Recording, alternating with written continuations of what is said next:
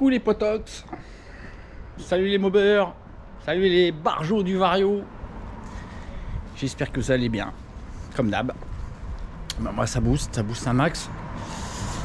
Demain va commencer le rush, donc je vais vous mettre en disponible tous les packs Calus, les packs Culasse, avec donc la nouvelle Culasse et sa chambre magnifique, on peut se voir dedans, bling bling, let me see the shit. Bref, donc vous avez vu le dernier vlog, la pétoire avec le Extreme commence à marcher, on se rapproche fortement du Metrakit, hein. Mais bon, hein, on peut pas dire que ce soit mieux que le Metrakit. Donc probablement, comme je vous l'ai dit, qu'on est limité par l'admission. Donc ça crée une sorte d'étranglement qui fait que le moteur ne peut pas aspirer plus de quantité de mélange gazeux. Et donc on se retrouve à être limité en puissance. Donc on pourra mettre un 100 cc tout fast. On n'aurait pas plus que ce qu'on a là, c'est-à-dire bon, 16-18 chevaux on va dire. Mais c'est déjà vraiment pas mal pour un petit clapet Peugeot prévu à la base pour 3 chevaux, même 2 chevaux 5. C'est assez hallucinant. Tout comme le Vilebrequin, hein, qui à la base est conçu pour des moteurs de 2 chevaux et demi. On en arrive à plus de 5 fois la puissance originelle. Donc c'est assez ouf quoi. Merci. Donc enfin voilà, c'est assez ouf, mais on va continuer l'escalade, hein. On va continuer l'escalade. Pas avec les clapets, hein, parce que les clapets, on est arrivé au bout a priori.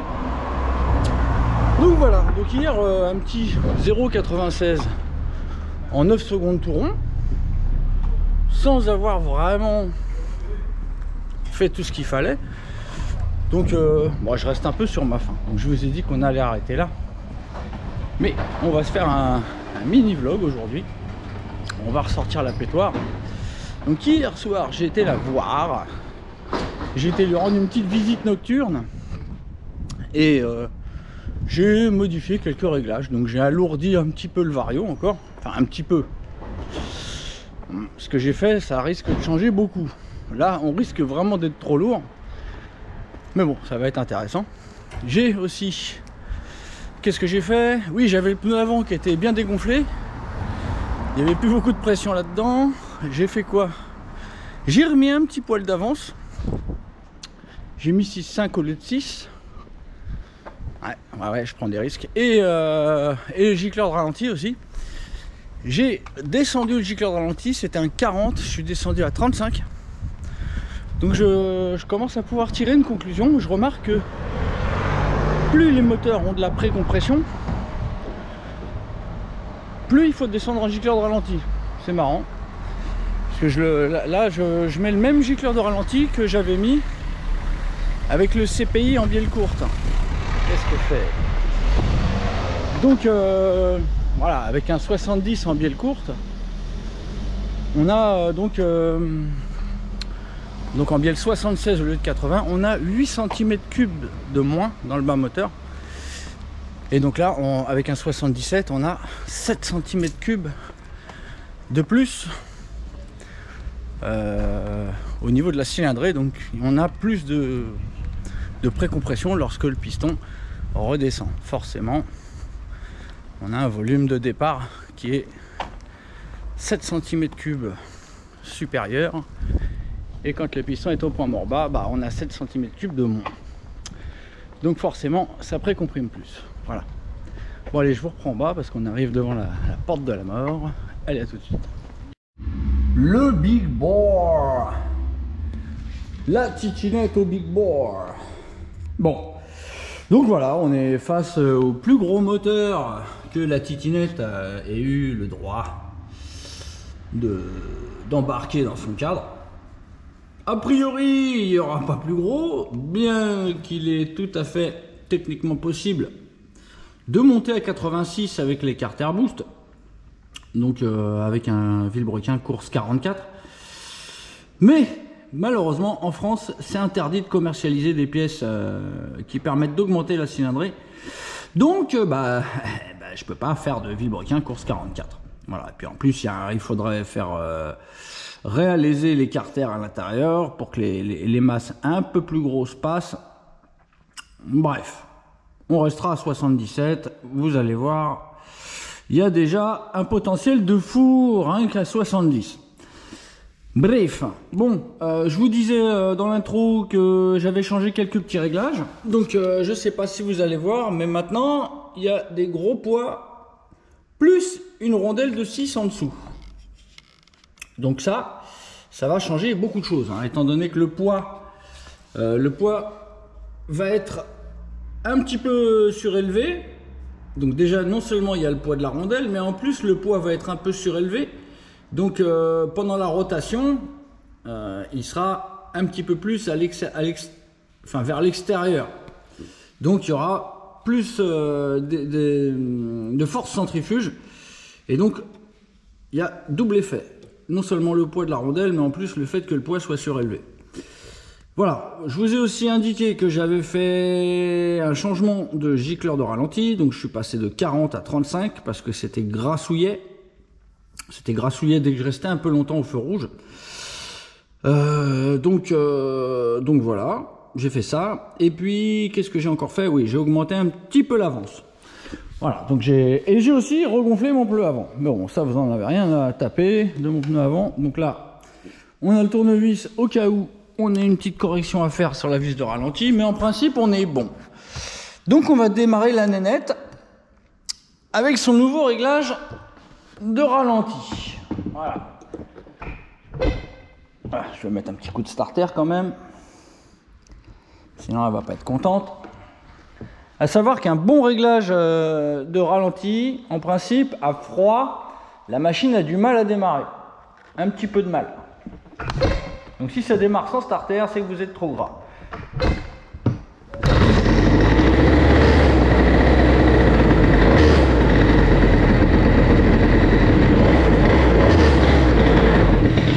Alors déjà, première chose à faire, déjà faire chauffer un peu le moteur. Hein. À savoir que plus un moteur est froid, plus la carburation est pauvre. C'est pour ça qu'à froid, on met le starter enrichi.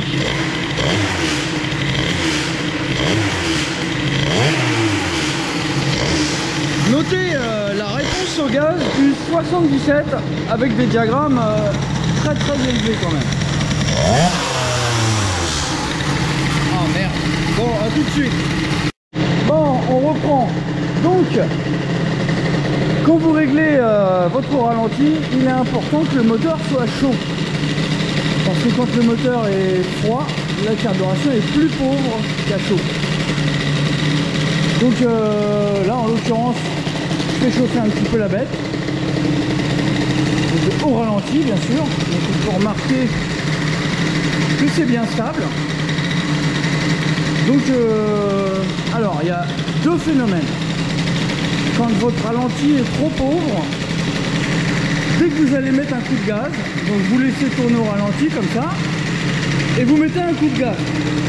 Vous voyez là, réponse instantanée. Parce que le ralenti est bon.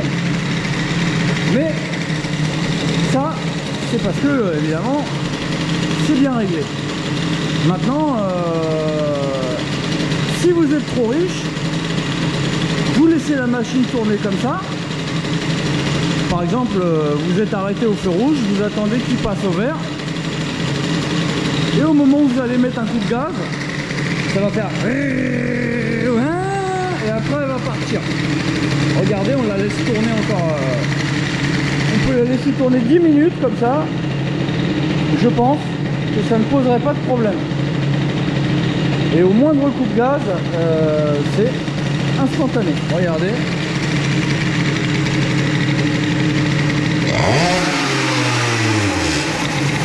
C'est instantané, il n'y a pas de temps de réponse. Il n'y a pas de... Et regardez, le tout petit filet de gaz que je mets, regardez comment le moteur réagit.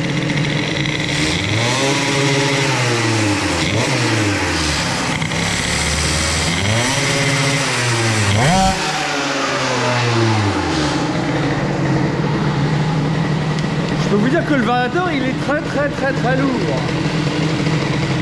Allez, on éteint la bête. Voilà, bon, donc quand le moteur vous le laissez tourner au ralenti 30 secondes, 40 secondes, vous mettez un coup de gaz, si ça fait c'est que c'est trop gras. Donc en l'occurrence, vous pouvez redescendre le gicleur de ralenti de 5 points. Ou vous pouvez aussi refermer la vis de richesse. Donc la vis, la petite vis cuivrée là, hein, qui est sur le côté du carbu. Bon, on la voit hyper bien là avec la lumière de fou. Et inversement, si quand vous mettez un coup de gaz sec, la bécane fait bah ça c'est que vous êtes dans le trop pauvre. Donc vous remontez le gicleur de ralenti ou vous essayez de corriger avec la vis de richesse. Il faut savoir que on peut très bien, on peut tout à fait fermer la vis de richesse complètement, voire l'ouvrir de 3-4 tours. C'est tout à fait possible. Maintenant, si le meilleur réglage que vous avez est vis de richesse fermée complètement, donc en butée, ou alors si vous êtes obligé d'ouvrir de 3-4 tours pour obtenir quelque chose de correct, il vaut mieux soit descendre en gicleur si la vis est en butée, soit augmenter le gicleur si vous êtes obligé de mettre 3 ou 4 tours. Voilà. À savoir que y a aussi l'aiguille qui peut jouer un petit peu là-dessus, donc c'est pas évident de vous expliquer. Bon, enfin vous avez vu la titine, en tout cas la titinette, hein, elle craint plus les feux rouges maintenant. Hein. Là, il n'y a pas de problème, feu rouge, ralenti qui tient nickel, et dès que le feu est vert, boing, il n'y a pas de... Non, là c'est direct. Bref, bon, voilà, je vous ai tout montré. Donc le pneu avant, il est bien raide maintenant. Ça fait mal aux pieds, nickel.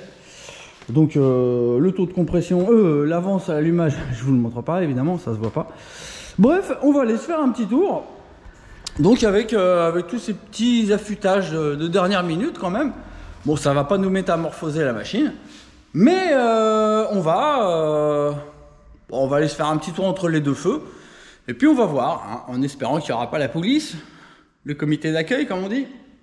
Allez, je vous mets sur la machine et puis on se retrouve à la puerta. À tout de suite. C'est parti mes kikis, en plein effort. Je remonte mes 43 étages qui me séparent du boxon. Et j'ouvre enfin la puerta de la muerte. J'allume ma pompe à eau, hein, pas comme hier. On va éviter d'aller flirter avec les 100 degrés. Voilà. Hop. L'aberrante vitesse que j'ai atteinte. Voilà. Donc bon, bah aujourd'hui on va tester avec un vario encore plus lourd, ce qui me surprend pour un cylindre avec des diagrammes aussi élevés. C'est très probablement dû au très faible volume mort qui permettent d'avoir des moteurs très souples. Allez, c'est pas le tout, on va se faire un petit tour. Allez, action.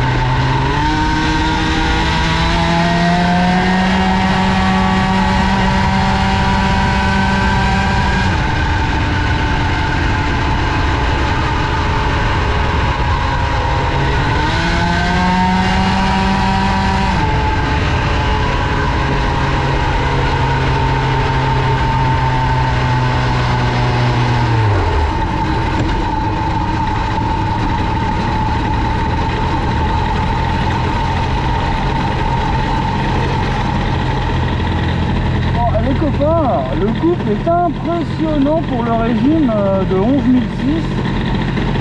C'est vraiment impressionnant. C'est pas du tout un régime qui correspond au diagramme. C'est vraiment étonnant que ça fonctionne si bien à un régime si bas.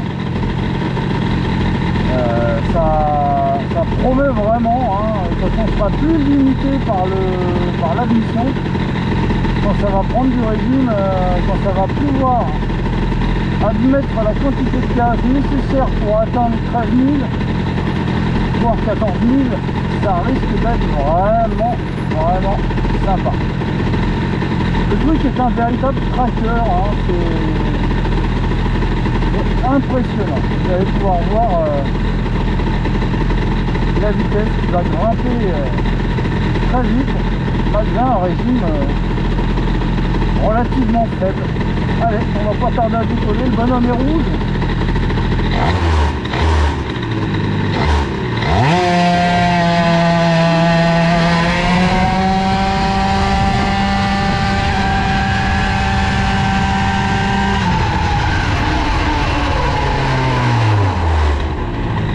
Voilà, on a battu le métraquis et on est au feu.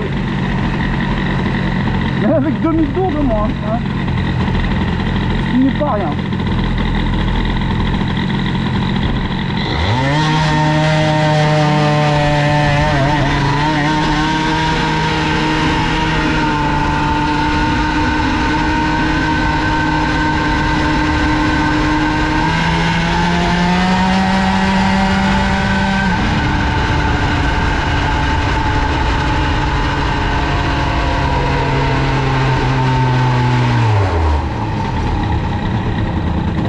J'aurais bien fait les 100, hein.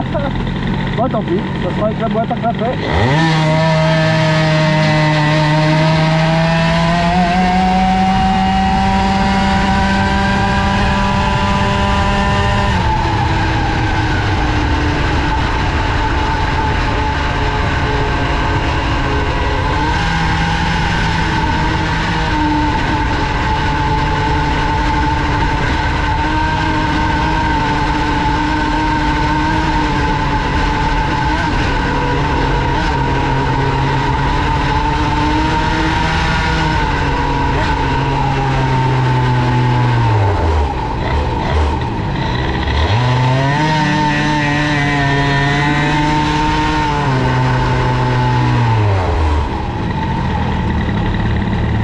Le couple est impressionnant, c'est incroyable comme ça tire pour le régime, hein.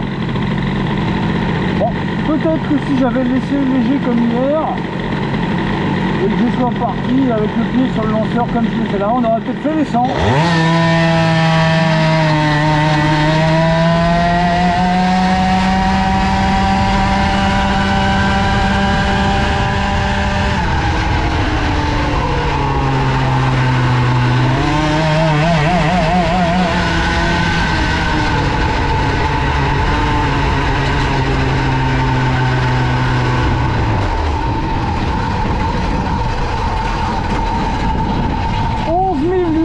Tours, lol, 11 008 et on fait mieux que le métraquis à 13 002. C'est vous dire, il y a vraiment un couple phénoménal. Phénoménal. Par rapport au métraquis. Hein. Donc je suis très content, hein, ma prépa marche pas mal. Il va pas mal le petit XT77 Boosted. Il prévoit. Bon allez, j'éteins tout. Hop. On éteint aussi ça. Hop. Salut. Ciao. Et puis je vous reprends en bas. À tout de suite. Dévissaggio. Dévissaggio. Et c'est l'heure du débriefingio. Bon, bah vous avez vu, hein.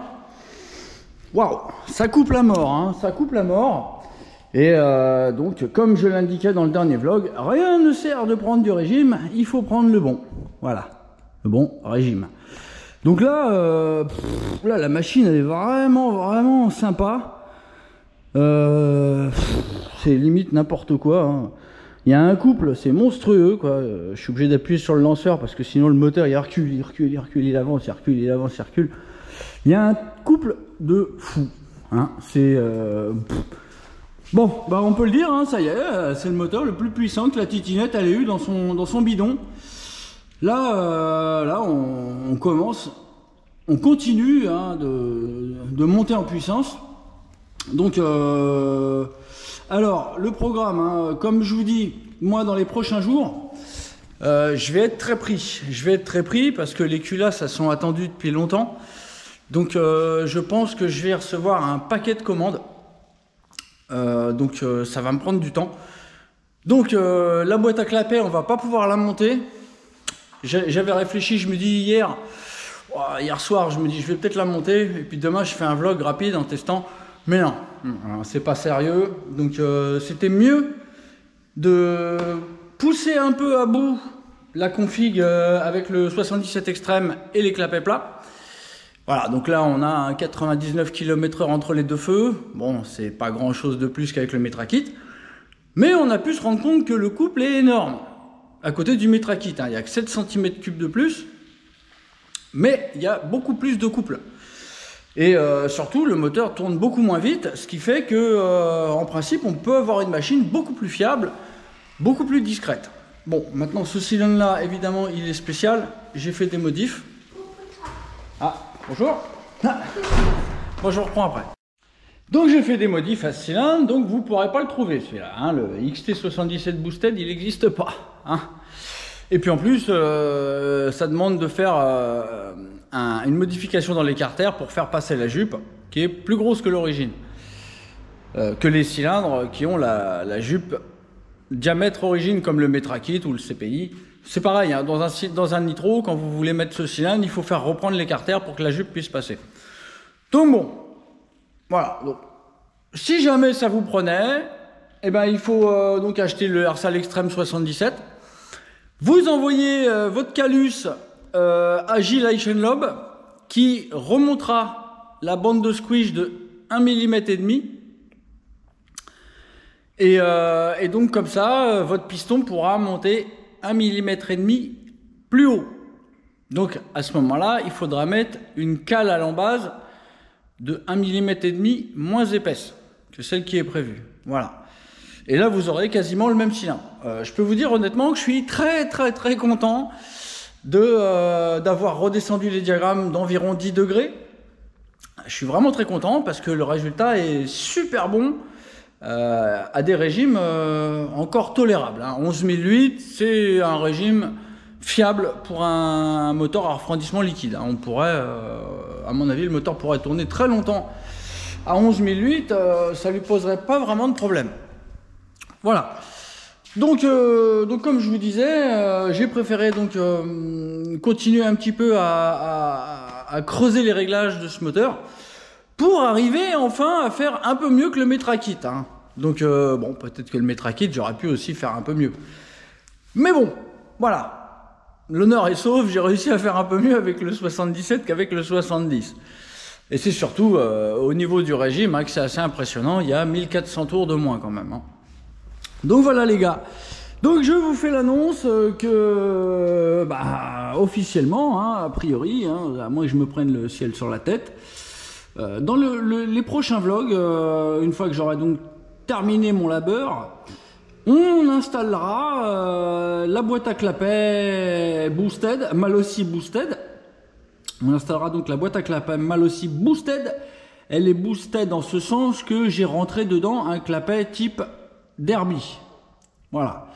Mais, évidemment, ce serait pas très juste de faire le test avec un clapet type Derby.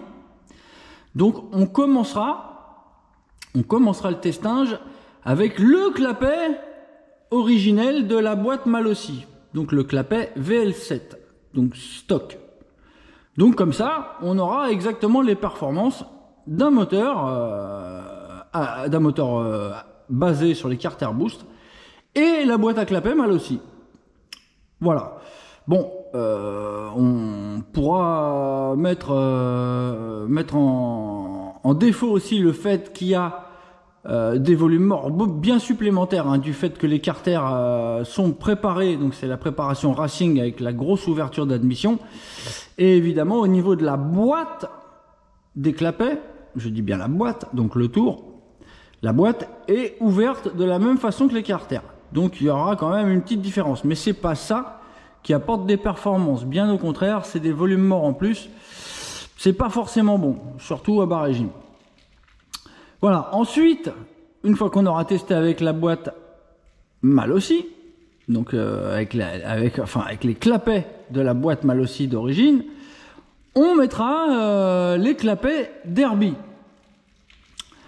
L'intérêt de faire cet échange, c'est qu'on verra si, déjà, d'une, si la boîte à clapets de 21, donc la boîte à clapets Malossi avec ses clapets fournis avec, ça sera déjà voir si ça apporte quelque chose par rapport à des clapets plats.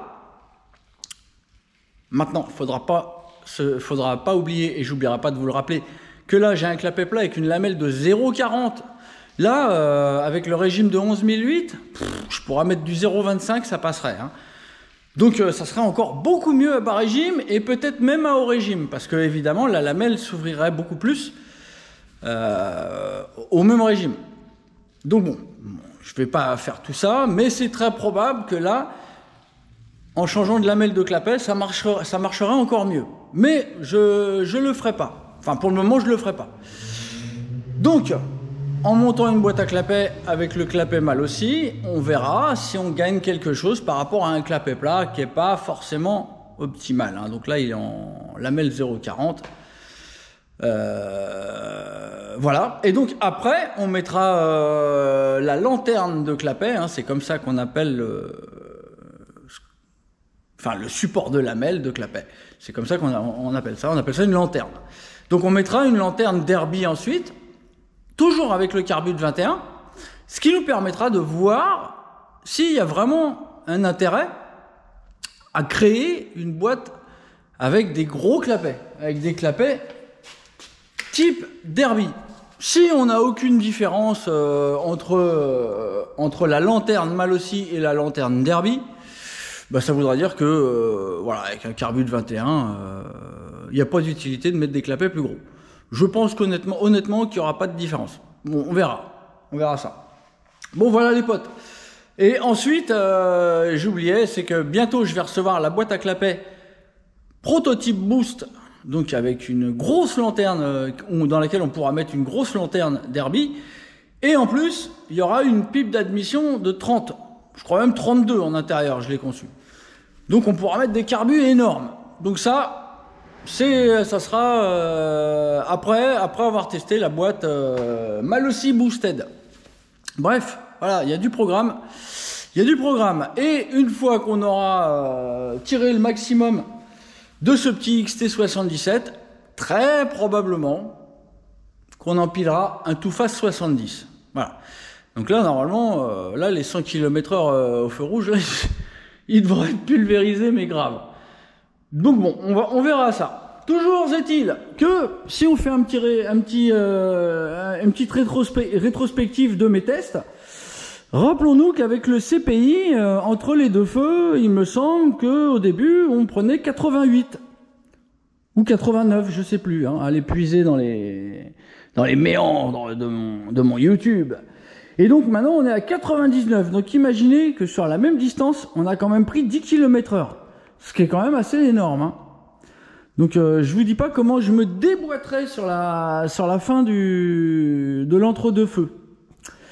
Voilà, bon, les potos, je vais arrêter mon blabla, je vous fais une overdose de blabla, parce que, comme je vous dis, on va pas se voir pendant quelques temps, je vais avoir beaucoup de boulot, donc je vais pas pouvoir trop m'occuper de booster à mort la titinette, mais je vais essayer.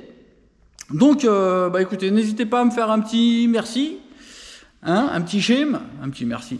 Un petit shame, et puis voilà, parce que vous n'allez pas pouvoir m'en mettre pendant au moins une bonne semaine, je pense. Enfin, en tout cas, c'est ce que je me souhaite. J'espère être bien surmené, histoire de bien remplir les caisses de boost et pouvoir vous proposer et concevoir de nouveaux produits pour le futur. Les potos, je vous dis à bientôt. Et puis ciao.